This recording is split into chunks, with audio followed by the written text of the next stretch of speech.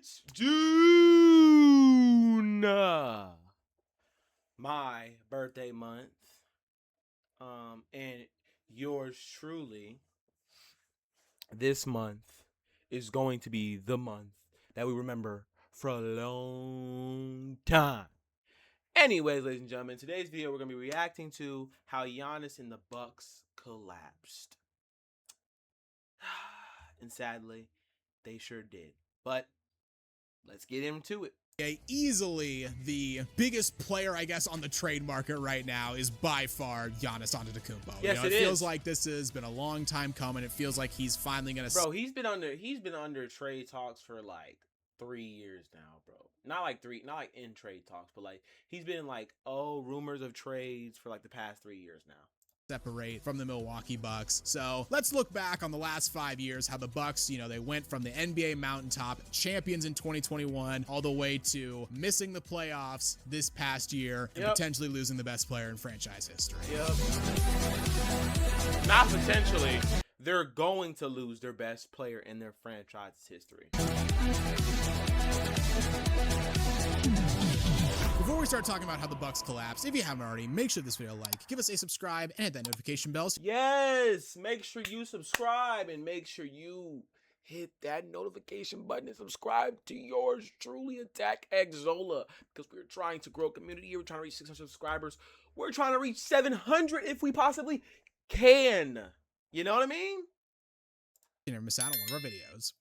But for reach to the NBA mountaintop. Yes, they did. This is a team that was built over a long time, and they were built, at least it looked like, to stick around. They had drafted Giannis in the middle of the 2013 first round when he was more or less a complete unknown, and they watched him blossom into one of the best players in the NBA. He led them back to the playoffs, where after getting beat in the first round twice, they hired Mike Budenholzer to replace Jason Kidd. They improved massively under Bud, got to the Eastern Conference Finals in 2019, but fell short to Toronto. And then after a shocking second round exit to the Heat in the NBA bubble, as part of a 4-team trade, they sent out Eric Bledsoe, George Hill, and 3 first-round picks for Drew Holiday. I mean, trade talks were surrounding Giannis even back then, even coming off him signing a 5-year supermax. So it's not surprising the Bucks are going all out to try to keep him happy. I mean, they were willing to do everything, to the point they were tampering to try to get Bogdanovich. Like, exactly. That is they were trying to do wild. anything they could. Gotta do what you gotta do as a small market. Yeah, they tried to trade for him, but the deal fell apart after the NBA found out. They contacted his agent before they were allowed to, but besides the Holiday acquisition, they did re-sign Planet Pat, and they also signed free agent center Bobby Portis. So adding them along with the supporting cast that featured Chris Middleton, Brooke Lopez, a young Dante. Hey, Dante DiVincenzo would be very valuable to this team now. He'd be very valuable to this team now. I don't know why that's something I don't know if that's something they regret, but I think that's someone they shouldn't have traded. Honestly, I know he got injured, but still. He's injured now, but like he was definitely really good for them, honestly. Like really good for them.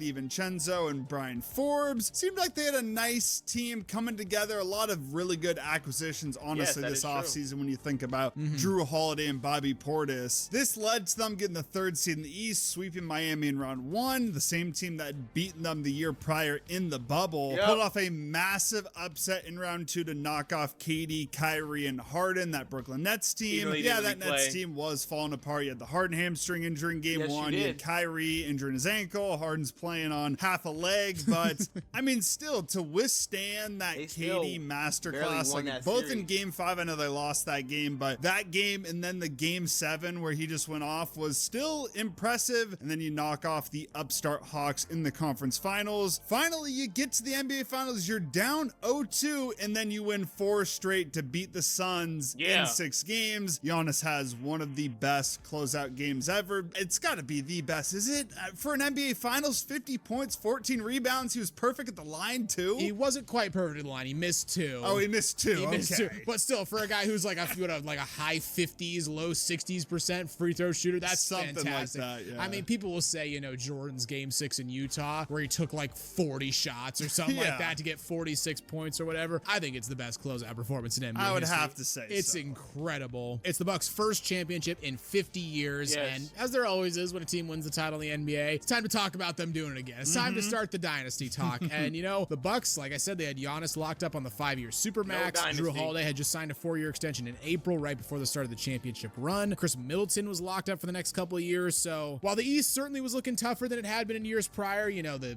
Nets are going to be around. Miami's always dangerous. Yep. The Bucks had all the key pieces from their championship team locked up, and there was no reason to believe that they couldn't get back to the finals in the coming years. And they would make a lot of moves around the peripherals in the 2021 offseason, re-signing Bobby Portis and Thanasis while trading Sam Merrill and 2 second-round picks. Thanasis, bro.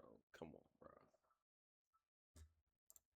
Bro, he didn't do nothing for that team the championship year, bro. Stop playing. He didn't do nothing for that team. To the Grizzlies for Grayson Allen. They also brought in Rodney Hood and brought back George Hill to add some depth at point guard. So along with those pickups, they basically ran it back with the same roster. They lost Jeff Teague to retirement. It's always so funny he was on that title team because he picked up a ring. Yeah, no one ever thinks about him on that team, but he was there, and you're right, he did pick up a ring. And he left to start the best player podcast ever. You know, that honestly is half his legacy at this point. It might get to a point where that's more of his legacy, the damn podcast. He's just the funniest guy in the world. I'm yeah, sorry. he really is. He really is. But besides him retiring, PJ Tucker also signed with the Heat. And the Bucks did start off a bit slowly. They were only 6-8 after their first 14 games in the 2022 season. Rallied a bit in November and December, going 21-9 over those 2 months. And they started struggling again mid-season. They were just 13-12 in January and February. You rally in March again, go 11-3, but down the stretch, you stumble. You're blown out by 34 points at home against the Clippers on April 1st. That was a game Giannis, Chris Middleton, Drew Holiday, all of them didn't play. You drop your next game at home to Dallas before winning 3 straight. So that sets up the final game of the season on the road in Cleveland. To give some context, the Bucks are 51-30 entering this game, a single game ahead of the Celtics, who are 50-31. Win here would secure the 2nd seed for Milwaukee outright. Home court advantage for every team they play in the Eastern Conference outside of Miami, who had the 1st seed locked up. And instead of, you know, pushing for a home court, you at least get home court in 2nd round, maybe even home court the whole way. You decide to rest everybody. Thanasis played 40+ minutes. Why? That tells you all you need to know. So I mean, he did ball out, though. He balled the fuck out. He scored 27 points on 9 of 14 shooting, but the Bucks got smacked by 18 in a game that really wasn't that close. So yeah, that loss puts you on 51-31 for the year. That ties you with Boston and Philadelphia. And because of tiebreakers, Celtics got the 2nd seed, Milwaukee got 3rd, Philly got 4th. So, you know, worth remembering once we, you know, get into their playoff journey. Round 1, though, they match up with Chicago, and aside from dropping game 2, where DeMar DeRozan went off for 41 points, they completely dominated this series, dispatched Chicago in 5. That game 2 would prove costly, though. Chris Middleton sprained his MCL. That was an injury that would keep him out for the rest of the playoffs, though. Still, though, that 1st round win sets you up with a 2nd round series against Boston. Again, you would have had home court advantage if you won that last game of the year against Cleveland. Milwaukee did steal game 1 in Boston behind a dominant defensive performance, and after getting crushed in game 2, they held on to win game 3 at home after Al Horford's tip-in to tie the game was just after the buzzer. So that sets you up with a game 4 at home, opportunity to take a 3-1 lead in the series. Bucks led by as much as 11 in the 3rd quarter, but the Celtics completely dominate the 4th. Tatum, Al Horford, Marcus Smart combined for 37 4th quarter points on a ridiculous 15 of 17 shooting. I'm pretty sure the Celtics as a team shot 84% in the 4th quarter, which is unbelievable. I mean, this was really the first playoff run where the Boston Celtics, like, they did that whole, you know, shoot a ton of threes. And like some nights when they were hitting, they were like the best team ever. Like, and it's still kind of the Celtics to this day. Yeah. So that brings us back to Boston, a pivotal game 5 in the series. A game the Celtics led by 6 with just over 2 minutes left after Al Horford had a vicious putback dunk. Giannis and Drew Holiday both hit clutch threes to tie the game. Giannis, this dude is like taking beatings this game. He was bleeding from like around his eye. Some battle scars. Yeah. Tatum hits 2 free throws to give the Celtics the lead, but on the next possession, Giannis is fouled by Grant Williams, hits the first but misses the second. Bobby Portis, though, got the rebound and scored, so Milwaukee had the lead back. Next possession, Marcus Smart drives in, but Drew Holiday blocks him. Bucks get the ball back. Planet Pat then hits 2 free throws, so the Bucks are up 3. And on the ensuing possession, Drew Holiday completely completely rips Marcus Smart, and the Bucks steal Game 5 on the road. I remember Celtics fans were fuming at Marcus Smart, and like the NBA media, NBA Twitter was just praising Drew Holiday because two of the best defensive plays you'll ever see on back-to-back possessions. Yeah, it was one of the weirdest things ever where a guy took over down the stretch on the defensive end. Like, you almost never see that, but Drew Holiday did this game. Yeah, poor Marcus Smart at the end of this game, too.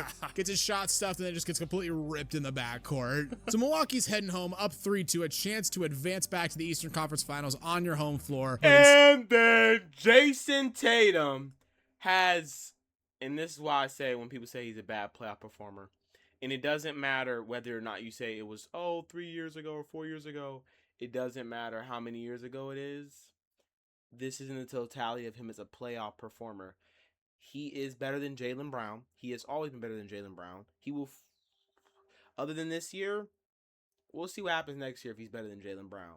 But he's better than Jaylen Brown at every aspect of the game, other than, I guess, defense at this point. But Jason Tatum came back off an Achilles injury. They're about to say what Jason Tatum did in this game 6.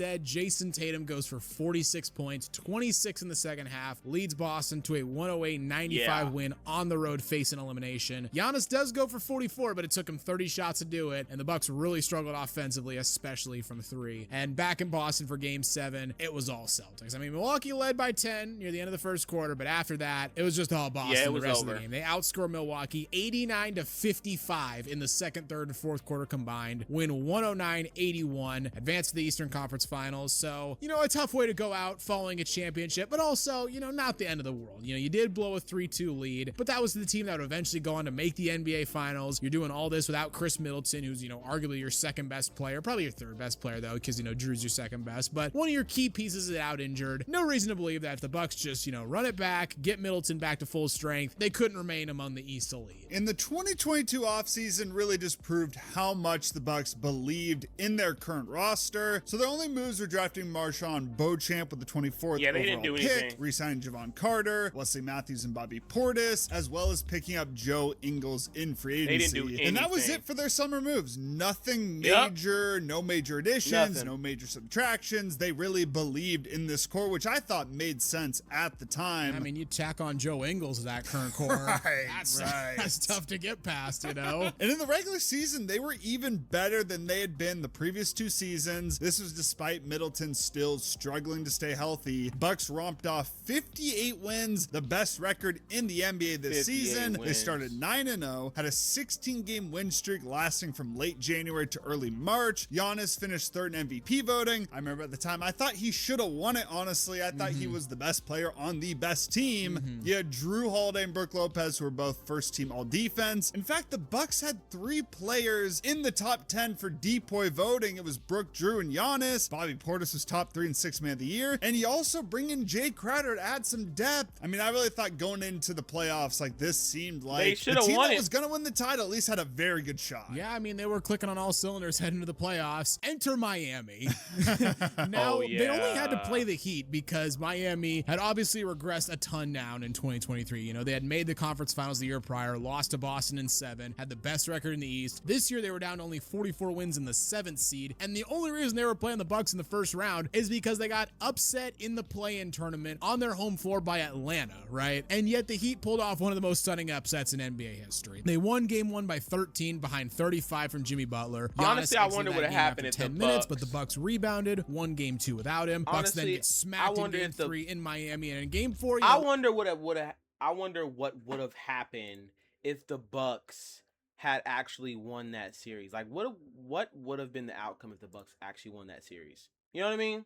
Looks like they're turning the series around. Looks like they maybe got this game in hand, up 15 late in the third, but Jimmy goes nuclear in the fourth, scores 21 of his 56 in the fourth quarter, including those crazy, 3-point clutch shots where he's screaming like, what was he screaming like, this is my shit? Is that what it is? I think that is what it was. Something like that. Anyway, Miami wins 119-114. They go up 3-1, and back in Milwaukee for Game 5. Again, it looks like the Bucks are gonna win the game, extend the series, up by 16 at the start of the fourth. fourth, but again, Jimmy with 14 Up fourth by quarter points, 16 including that points. crazy alley-oop to tie the game at 118, where, let's be honest, I think he gets away with an offensive foul He on Planet did. Pat. Yeah, just shoves him out of frame, right? But, it's the end of the game. Refs are going to swallow their whistle. Bucks don't get a shot off at the end of regulation despite having a timeout. They then fall behind by 7 with a minute to go in OT, but they battle back, and after a Gabe Vincent miss, they got one final chance down 2, and they don't get a shot off again. Fucking Grayson Allen just couldn't get one off. I remember we were watching this game over at your place, I think in the backyard, because we had another game on instead, because this was an That's NBA. so ridiculous that they didn't get a shot off twice and they had 2 timeouts.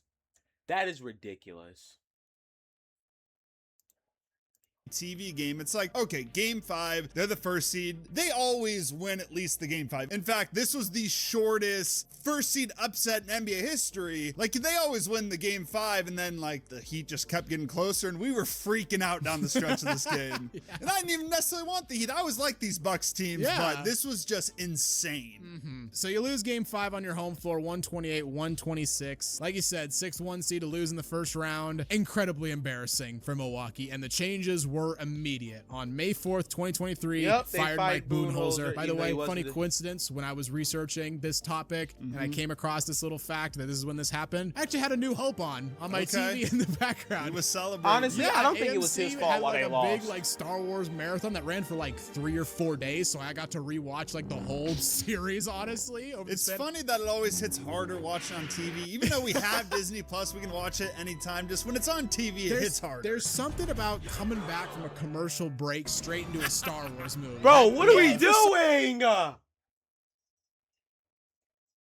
got hit with a commercial break in real For time. some reason, it does hit harder. So, nice little coincidence right there. But on a more serious note, this firing was controversial at the time and has aged fucking terribly. First of all, Budenholzer was the most successful coach in Bucks history. He had the highest winning percentage of all time, won a title 2 years prior, was coach of the year in 2019, and had led him to the best record in 3 of his 5 seasons in charge. Secondly, his brother died in a car crash during that series against Miami. So you fire a guy who's done so much for you immediately after going through something incredibly traumatic. Like it He should seemed still be the harsh Bucks 'cause it head was coach, harsh. honestly. And thirdly, Miami was an 8 seed, but they were by no means an ordinary 8 seed. If they would have just waited a little bit, less than a month, they could have seen, okay, this was just a very good Heat team that knocked off the Celtics, knocked off the Knicks that year, even played the Nuggets a little bit tough. I mean, one game, one of that series, some of the other games were close, but also this was a Heat team, even if you're looking at the time, coming off making a 1 seed the year prior. I know like that season they weren't great, but they had just been a first seed. They had made the finals in 2020. Like they had proven that they're a solid team. They're not the normal A seed you're playing, the Suns this year.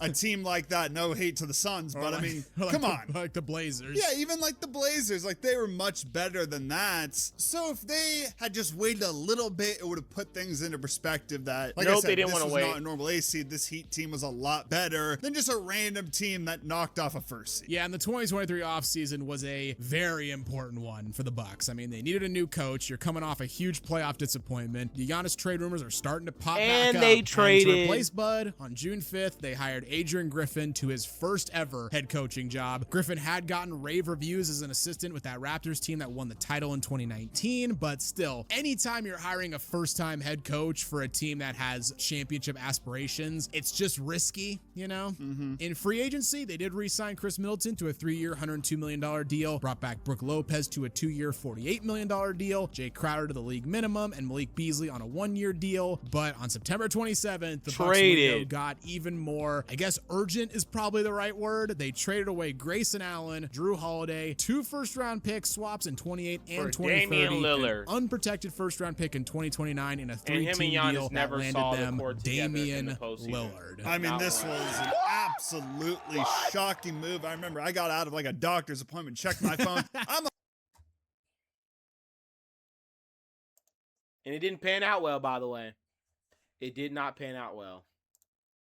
Like, what the the Bucks traded for him? Because it seemed like it was going to be Miami or bust, honestly. Yeah, I even heard Boston more so than Milwaukee. I had not heard Milwaukee the entire time, but on paper, I mean, it looked like the perfect fit because Dame and Giannis had often been mentioned as just perfect superstars for each other. Really, the only one that could top Dame was like Steph, is what people said. You know, Dame's long range, outside scoring perfectly complemented Giannis, his slashing ability, his inside game. The defensive prowess of Giannis helped protect Dame's insane weakness on the defensive end. And overall, the Bucks were just this phenomenal defensive team. I know you're losing Drew Holiday, but the thought was, you know, Brook Lopez, a great defender. They have other pieces that can defend, plus the pick and roll, Dame Giannis pick and roll. We heard all about that because, I mean, I don't even necessarily think Giannis was ever seen as this great pick and roll player, but Dame at least was. He's all-time pick and roll guy. Dame made Zach Collins look like an effective piece with the pick and roll, honestly. Even Myers Leonard. Yeah, exactly. Like, honestly, this was kind of a home run for us as Blazer fans because we were just so sick of all like the Miami fans with, you know, the Dame package of Tyler Hero and Jaime Jaquez. Nikola Jovic. Nikola Jovic. Like, we were just so sick of them. And now he's going off to Milwaukee to play with Giannis, who I'm not a big fan really of any player that doesn't play for my team, but I really like Giannis. So I was like, you know, okay, Dame gets to go play with Giannis. Like, that's a great landing spot for him. And more importantly, he can go to Miami. There was one early red flag before the season even started, though. First, the Bucks hired Terry Stotts over the offseason as an assistant coach. He had been Dame's coach for practically his whole career in Portland for 9 seasons there, and he quits right before the start of the season, which was just fucking weird. I don't know if that really has happened. Just hasn't that was really so been weird. Reported before, like other assistant coaches doing that, but definitely is not something you had heard of prior. And he seemed like an integral part of that staff, just given his experience combined with his relationship with Dame. But the Bucks overall did start really well. I mean, they were 30-13 after 43 games. They were that was 30-13 the second seed in the East, only behind Boston, who was playing incredible in their own rights. That's a 58 win pace, by the way. Right. For what it's worth, they swept their group in the in-season tournament, made to the semifinals before falling short to the Pacers. Seemed like they were on track to being contenders in the Eastern Conference. I think part of like given what we'll talk about here soon, why it happened was how good the Celtics were, because going into the season, I think a lot of people thought the Bucks had a slight edge over the Celtics, but the Celtics just came out and they were firing on all cylinders. So this led to the moment where they fired Adrian Griffin after starting 30-13. That's crazy. Yeah, by the way, fired him for no reason. And guess who they went out and got after him? Not only is that the best winning percentage in Bucks history, he passed Budenholzer. It is still, to this day, the 4th best winning percentage of all time. That's going to be a trivia thing that trips up people for the end of NBA history. Who's got the 4th best winning percentage in NBA history? He became one of the few coaches to be fired before finishing their first season with a team. In fact, he has the 3rd shortest tenure for any coach in NBA history. Now, according to reports at the time and taking a closer look, honestly, at the Bucks' performance from that year, Griffin wasn't doing the greatest job in the world. Like, yeah, the Bucks were winning, but they were winning close against a pretty light schedule. And in the cases where they actually had to play good teams, they struggled quite a bit and sometimes straight up just got blown out. Their defensive performance had slipped quite a bit from previous seasons. Apparently, the players hated his defensive scheme so much that after the 4th game of the season, they had a quote unquote intervention with him. Damn. Like, had to sit him down like he's an alcoholic or something and be like, Griff, what are we doing, man? Like, we got to change something here. You know, you fire Griffin, inherently not the worst idea in the world. Like, yeah, they were winning, but it was kind of clear that he was a little bit in over his head and probably would have been exposed in the playoffs against superior coaching. So if there's a guy out on the market that you like more, you think is an upgrade, or maybe if you have some young hot shot in-house, maybe it's a risk worth taking. Who they did have a young hot shot in the building. This guy, Doc Rivers, you ever heard of him? Up and coming head coach. Genuinely, what the were they thinking? I mean, here's the thing. Clue. Doc had underachieved with the Clippers. Obviously, the Kawhi Paul George era. He'd underachieved with the 76ers. When he left the 76ers, the league consensus, at least among fans, you know, GMs always roll differently. Sometimes they're right, sometimes they're horribly wrong. But among fans and the NBA media, it felt like Doc was for sure done head coaching. He had signed a deal with ESPN. He was doing like their main broadcast there was Mike Breen, Doc Rivers, Doris Burke was their new big three, and they decide to bring him in. It had been 15 years since he won that championship in Boston, and honestly, if you really want to be a critic of Doc Rivers, you could even argue he didn't even like overperform with that Boston team, or maybe even underperform, because they won one title, and it's like, no shit, they won one title. They were so stacked. Yeah, I mean, look, I get they wanted a veteran head coach with championship experience, but my God, you had a candidate like Kenny Atkinson right there on the market, who you probably could have gotten for cheaper than the $40 million over 3.5 years you were paying Doc. They paid him the 4th highest salary in the entire NBA, which is ridiculous. Well, I remember the group chat was going crazy when the Doc news got announced. That was one thing. And then we heard the it was just like, what? You know what's funny? I remember way back when this happened, we made a video on the topic, and of course we were both devastated because we're like, Dame now has to be coached by Doc. And I remember my favorite comment, it's one of my favorite comments we've ever gotten on any video. It was, this video could just be 11 minutes of hysterical laughter and it would get the same point across. Poor Dame, though. That's facts. Because, like, what the fuck are you thinking, Milwaukee? Really? And not surprisingly, it didn't work. They go 17-19 for the rest of the season. After that great start, you win 49 games total, which was still good enough for the 3rd seed in the East. Yes, big blow. Giannis injures his calf before the first round, so he's out. And in the first round without Giannis, they match up with the Indiana Pacers, a team that had absolutely dominated them in the regular season. Yes. Now, to add some context as well, though, like, this was before the Pacers were seen as like a good team, like a really good team, like a contender. Before they were seen as, like a championship contender. This is when they were seen as like, an up-and-comer in the Eastern Conference. I'm pretty sure this is their first year back in the playoffs after a drought for a couple of years. Yeah, exactly. And a lot of people were still picking Milwaukee because they had the experience, they had Dame, and goddamn, in game 1, Dame showed out. 35 points. Milwaukee dominates, but in game 2, the reverse happened. They were dominated on their home floor. Siakam goes for 37 on nearly 70% shooting. The Pacers also got 20 plus from Miles Turner and Andrew Nembhard. Bucks trail by 19 early in game 3, but they rally all the way back, force overtime off a crazy deep 3 from Chris Middleton. Honestly, Middleton, like at this point going into the series, seemed completely washed because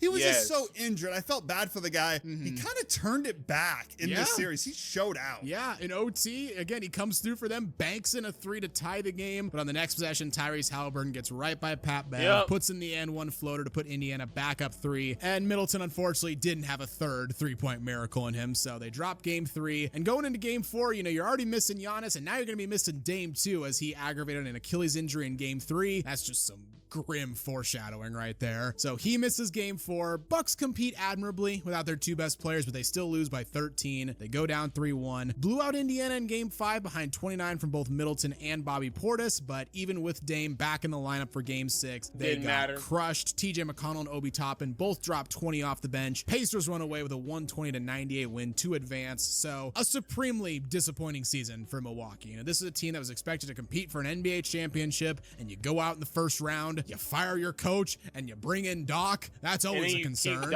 And on top of that, you gotta mention the Celtics won the title this year. And like I was saying, going into the season, it was the Celtics and the Bucks. And now from the Bucks perspective, early on, you already had a little bit of buyer's remorse with Dame. Not that he was bad, not that he did anything, but the fact that that trade led to the Drew Holiday to Boston trade. Yeah, Joe Cronin really the Bucks over by rerouting Drew to Boston. So yeah, it was super disappointing, but at the same time, Giannis was out. We still didn't get to see Giannis and Dame in the playoffs together, so you still needed really another full season before you could fully judge. Never got to see Dame and Giannis in the finals. So going into the 2024 offseason, the Bucks, like most previous years, didn't really make that many big moves. I mean, they held the 23rd pick in the 2024 draft, used it on AJ Johnson, a guy who, from all accounts, was projected to go, in the second round or maybe even go undrafted, and they took him 1 spot ahead of Keyshawn George, so that's a miss right there. Lost Malik Beasley and Pat Bev, but added DeLon Wright, Taurean Prince, and Gary Trent Jr. But outside of that, basically decided to run it back. They did also tack on Darvin Ham to the coaching staff, a nice lead assistant for Doc Rivers. Just 2 premier basketball minds running your team. Darvin Ham. It's like the biggest meme coaches you could bring yes, together. it is. Exactly. I mean, he did have that NBA Cup experience, and a little foreshadow So it did work out in that regard. Fun fact, Darvin Ham, I think, is 14-0 in the NBA Cup. I think he finally lost this year. Oh, Dad's probably right. Yeah, but, I mean, still an NBA Cup legend. Yeah, you gotta say that. If you want to win the NBA Cup, bring in Darvin Ham. But I guess him on the coaching staff didn't really help because they got off to an absolutely terrible start. At one point, after dropping their second straight game to Cleveland, they were 1-6, the worst record in the East, tied for the worst record in the entire NBA. They did pick things up a little bit after that. After starting 2-8, they win 10 of their next 12. That included ripping off a 7-game winning streak, went undefeated in the NBA Cup, as we just alluded to, advanced all the way to the final. And in the final, they match up with the Oklahoma City Thunder, the team that had the best record in the entire NBA. They absolutely dominated them. They won this game 97-81. And that 81 points they held the Thunder to was by... They looked good. They looked good. And then the shit started piling up again. And it didn't go well.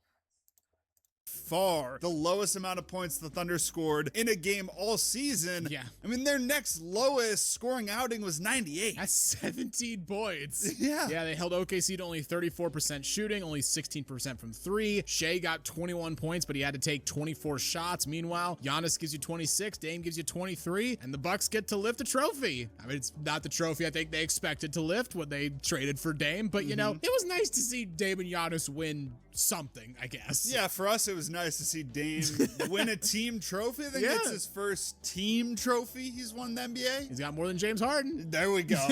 There we go. After winning the NBA Cup, though, the inconsistency returned for the Bucks. It was just a theme of the whole year. Went slightly under 500 for the next few weeks, and then on January 4th, after losing back-to-back games to the Nets and Blazers, sunk down to only 17-16. That still was somehow good enough for the 6th seed in the East, but again, not exactly where you expect to be this time of year. Went 9-2 over their next 11 before losing 4 straight, before ripping off 8 wins of 9. Although early in that stretch of winning 8 of 9, they did shake up their roster, traded Chris Middleton to the Wizards in exchange for Kyle Kuzma and Jericho. Bro.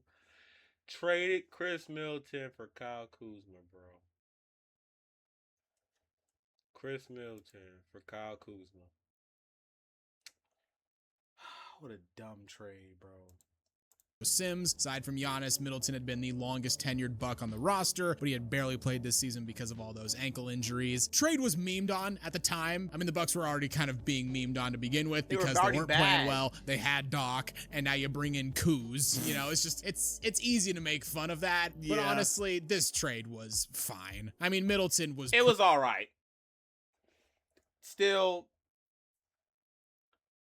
I mean, I guess you could say Kyle Kuzma's actually been better than Chris Middleton recently. Pretty washed, especially on defense. They got more financial flexibility. And say what you want about Kyle Kuzma, he was better than Middleton at this time. Yeah, I mean, yes, the thing is, Middleton might have had a higher ceiling in moments. Like, he could still turn back the clock. But he was just so injured. I get why they made the trade, but again, it's like, you need to compete. You need to get better, get back to the top of the East. Kuzma wasn't doing that. And you're bringing in Kuz. Like, that obviously isn't going to change anything. After that solid stretch of winning 8 of 9, though, they went 4-9 over their next 13 before winning their final 8 games of the season. Like, again, so I'm saying, like, so inconsistent who they want to be. But also late in the season, they were hit with a potentially devastating development. Dame went out with a deep vein thrombosis in his right calf in late March. I mean, at the time, it was like, is he gonna play at all the rest of the season? Because remember, Wemby went out with the same thing a month earlier, albeit in his shoulder, not his calf, and he missed the entire rest of the season. Yes, he did. However, just a little less than a month after going out, right before the start of the playoffs, Dame was cleared to resume basketball activities. They were arguably playing their best basketball of the season. And then something bad happened. It felt like Giannis was playing arguably the best basketball of his career, at least in the regular season. Like, he was going crazy. Averaged a 31-point triple-double in April. And going into the playoffs, another first-round matchup with the Indiana Pacers. You bought it in the Bucks. Yeah, I did. I mean, I thought, like,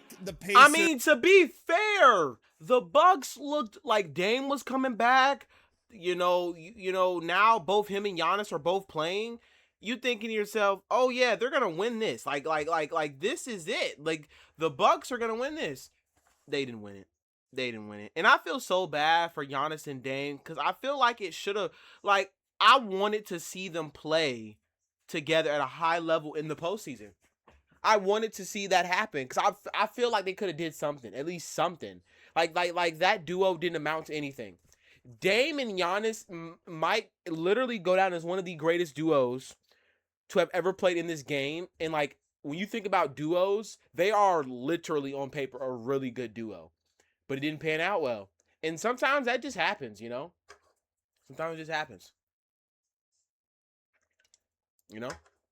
In 7. It's unfortunate, you know, y'all. Sometimes things don't. This is before people fully buy. I want to say this, you know, and this is a message just for, you know, my fans and just people in general watching this video and just in life. Sometimes, but y'all probably already know this, but I'm just going to say it. Sometimes, you know, you have high expectations for certain things and high expectations for certain people or, you know, whatever could be possibly going on. And sometimes those things don't work out. And that's okay, you know what I mean? Sometimes it doesn't always pan out the way you want it to pan out, but that's okay. That's okay. Into the Pacers, like, yeah, they had made the Eastern Conference Finals before, but people thought it was a fluke. Yeah, people thought it was a fluke. Obviously, they did make the Eastern Conference Finals the year but prior, that's just to give some but they context. lost. They got swept by Boston, but then again, at the time. Yeah, no, I kind of thought Giannis would go straight Superman and carry the Bucks to a series win. I mean, Giannis went freaking Superman in the series, but it didn't matter, you know.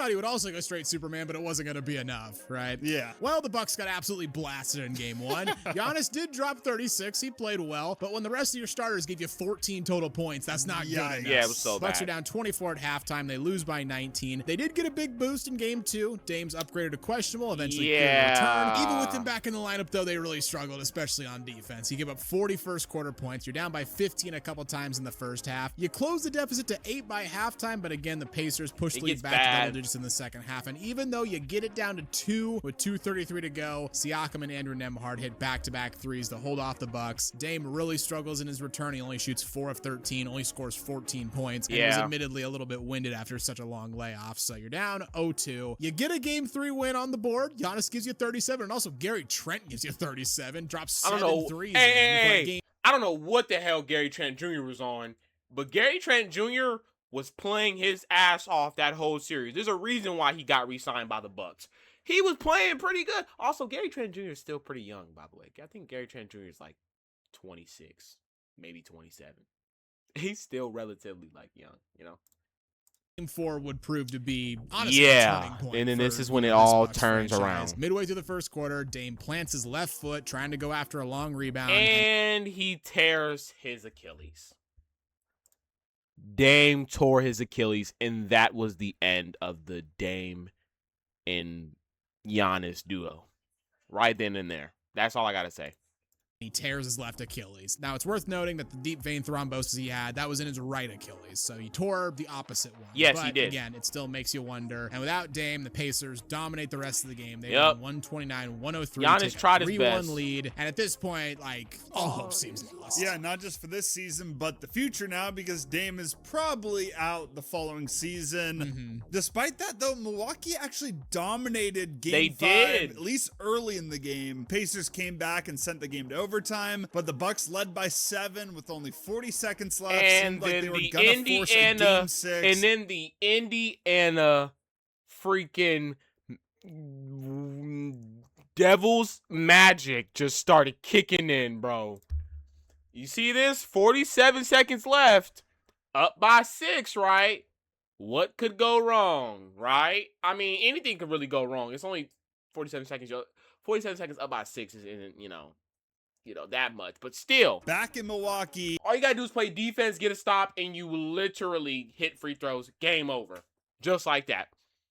Let's see what actually happened, though. Only for them to have one of the worst playoff meltdowns we've seen in recent NBA history. Literally Gary meltdown. Trent turns the ball over twice. Yep. Tyrese Haliburton has the game-winning layup with 1.3 seconds left. Literally. And it's the first of many unbelievable comebacks for the Pacers. You got Tyrese Haliburton's dad arguing with Giannis. Just a terrible it was so bad. situation for the Bucks. A brutal way to go out, losing to a team that had become your rival. Your second option star player you just traded for is now now done for at least a year. And honestly, because of all that, it's probably worse than that first round exit upset they fell to the Heat in 2023, just given the Dame injury at the very least. Yeah, I mean, the Dame injury is the killer. It gets right? even and, worse, the team though. in 25 didn't have as many high expectations as the one in 23. Even but worse, you lose your though. Co-star for the all of next season to one of the worst injuries in sports. It don't even and get you any blow better. that lead in Game 5. Not a great way to end your season, and it led to a whole offseason of uncertainty for the Bucks. You know, Giannis isn't getting any younger. His co-star is going to miss the whole of next year. The trade rumors are,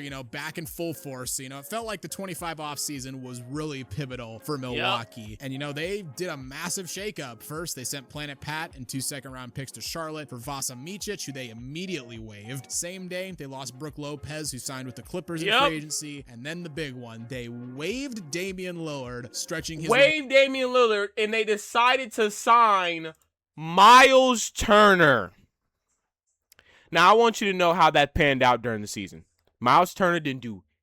he played all right, but it didn't do anything for the Bucks. He did nothing for the Bucks. Honestly, you was better off just keeping Dame on your team. You should just kept Dame on the team. You should just ran it back and kept Dame. You would have had Dame. You would have Dame this next coming season. But no, you waived Dame. Remaining $103 million left on his contract over 5 seasons. Now, waiving and stretching contracts, it happens in the NBA, it does. But it's not supremely common. I feel like it happens all the time in the NFL, right? You constantly hear about how many teams have, this amount of dead money on their cap, right? Happens every once in a while in the NBA. Remember the Blazers did it in 2017. We stretched Andrew Nicholson and had to pay him $3 million a year for 7 seasons. Yeah, just constantly looking at that salary cap table. I'm like, he's still fucking on it. You see him down there at the bottom. You're like, how much longer are we going to be paying this dude?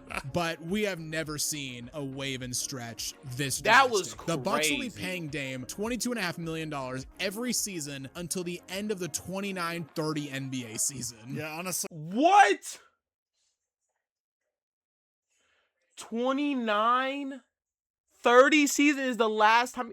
Bro, that's in 3-4 years. That's the last time you had to. Yo, you should just kept Dame.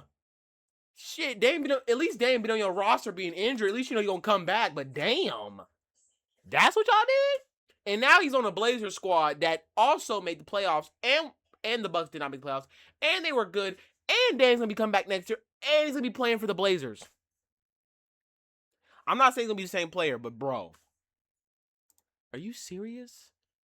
You're paying Dame $22 million for the next 4 years. That's crazy, bro. I forgot about this, but that is so crazy. That is a very good player you could be getting for that money.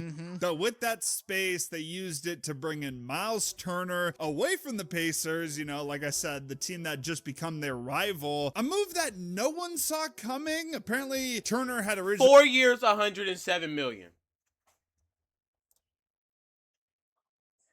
He finna get traded, bro. wanted to stay with Indiana, of course, fresh off that finals run, but the Pacers front office had dragged their feet on getting a deal done. Apparently they had aversion to paying the luxury tax after Hallie's injury. Couple that with just the continued annoyance of being in trade rumors for what felt like forever. Felt like since he got there, honestly. Bro, he been in trade rumors since his rookie season. And since the conception of his career. Yeah.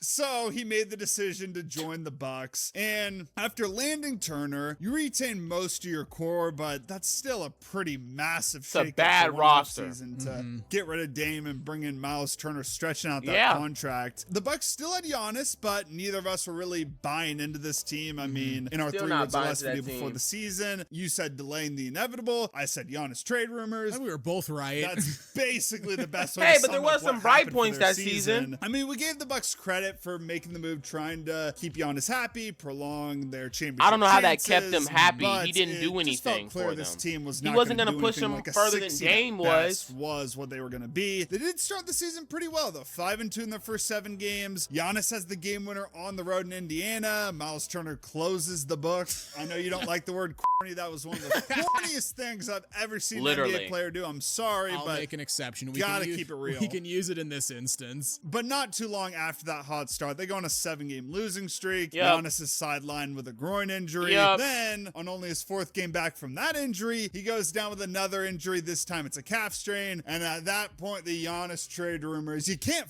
can escape him. I mean, they had started like before that, and then he went down with the calf injury. And I remember people were like, "Oh, is he faking the calf injury to try to like force his they were way saying, out?" is he faking it? Yeah, it was unrelenting. Like Shams, I think single-handedly might have turned like 50% of the NBA fan base against him with how much he was just regurgitating the same info. He kept on doing this.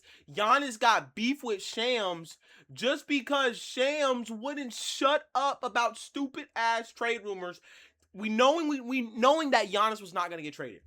Told us 2 days prior. Just the same stuff over and over and over again. Giannis did return to the lineup for 13 games, but the Bucks went 6-7. And then against the Nuggets on January 23rd, he suffers another calf strain and is ruled out for another 4 to 6 weeks. This was right in the lead up to the trade deadline, so again, the trade rumors are kicking back into overdrive. It was a pretty tense trade deadline, honestly. It felt like every team was kind of just waiting for the Giannis shoe to drop. You know, I remember the Warriors. Nobody traded basically for him. waited to the last second to trade for Kristaps Porzingis because they were like, can we get Giannis? Can we get Giannis? And then once teams realized that the Bucks weren't going to trade him, they started to look elsewhere. Nope, Deadline passed out of the trade. Of course, remember Giannis posted that clip from The Wolf of Wall Street. You know, my God. I'm not fucking leaving. And he captioned it with "The legends don't chase, they attract." I forgot about that. You ain't attracting shit currently because nobody wants to come play in Milwaukee. And guess what?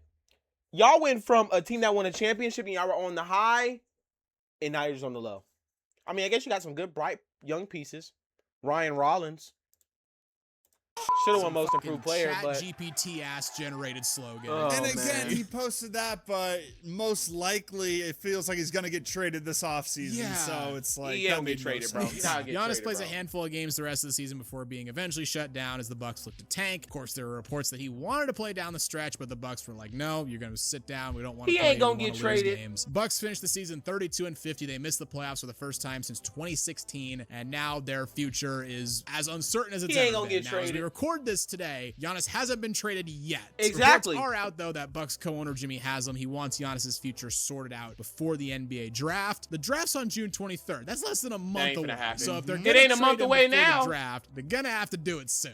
Yeah, I mean, I feel like he's gonna get traded here soon. He has to be, right? Like, you're risking losing him. He's for not nothing. getting traded. Overall, what exactly happened to the Bucks? I mean, they did make some really good moves, like leading up to the 2021 title. Of course, making the move for Jrue Holiday, that was a big trade, sending out a good amount of future picks, and it worked really well for them. Made some other small moves, like bringing in Bobby Portis. And I really don't fault them for making the Dame trade because Dame and Giannis had a relationship going back years. It seemed like they'd always wanted to play for each other, and it really seemed like the perfect fit on paper, like we said. I mean, I guess just but both just couldn't stay healthy at the right amount of time, and everybody kept getting injured. No one really understood that Giannis is not really a pick and roll guy. Like, that's just not his. I guess not, but even if you never ran the pick and roll with those two, they still seem like a decent fit, I think. They were fitting really well together. Overall, they weren't a bad fit. I just think injuries really derailed any chance. Yes, injuries really killed them. They had together, and by then, like, Brook Lopez, other members of the core were aging to a point where the team was just too old. Yeah, I mean, I do always look back and wonder, like, what happens if they trade for Dame and hadn't fired Bud? Like, if Budenholzer was still the coach, if they hadn't brought in Adrian Griffin, if they hadn't swapped out to Doc, because even with Adrian Griffin, a coach from, by all accounts, the players didn't like his scheme. They didn't like what he was doing. He was in over his skis. They were 30-13 after 43 games. It's a 57-win pace. So if you leave Budenholzer there, or if you give him a coach like a Kenny Atkinson or something, well, maybe not Atkinson right now, but you know what I'm saying, right? You know, a competent coach, right? I think they could have done something together, right? But, you know, they hit the bad luck of having Doc as your coach, and then once Dame tears his Achilles, you know, there's not really any way back from that. We always gotta end it saying this, though. At least they got a fucking title. Yeah, they got their title, They got right? the goddamn championship out of it. There are plenty other teams that have, you know, gone forward and collapsed and whatnot that have nothing to show for it. At the very least, they got the trophy. That's the video, guys. What do you think of the Bucks? They did get the trophy. That was a very long video, guys. Anyone that stayed through the entire video, I really hope you guys enjoyed this video. Honestly, it was a great video, honestly. I will say they did a really good job. Long talking session. Great video, though. I don't know how well this video is gonna do, but I thank you guys for enjoying this video. I'm gonna get out of here because I'm kind of tired now. After a long day of work, but also now a long day of work again. Just sitting in this chair and just watching the entire video. But I thank you guys for watching. Hope you guys enjoyed this video. Comment below if you want to see the next video. And as always, this is Zola. And I'll see you guys next time. Peace.